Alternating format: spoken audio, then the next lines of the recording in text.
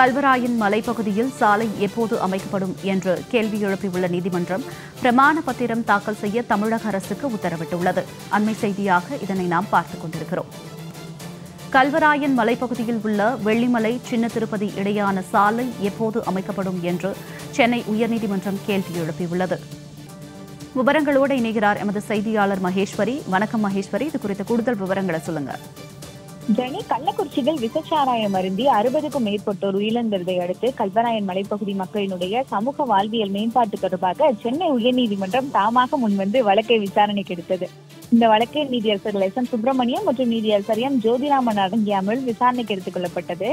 அப்போது அரசரப்பில் ஆஜரான கூடுதல் தலைமை வழக்கறிஞர் ஜே. ரவீந்திரன் ஆஜராகி கல்வராயன் மலைப்பகுதியில் 10 கிலோமீட்டருக்கு சாலை சீரமைக்கப்பட்டுள்ளதாகவும் மண் சாலைகளை சீரமைக்க கால அவகாசம் வழங்க வேண்டும் என தெரிவித்தார்.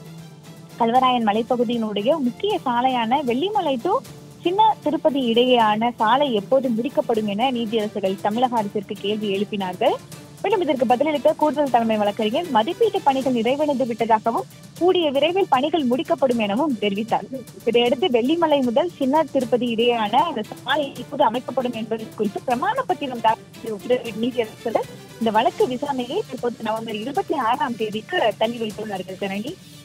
மகேஸ்வரி, தங்களுடைய தகவலுக்கு நன்றி.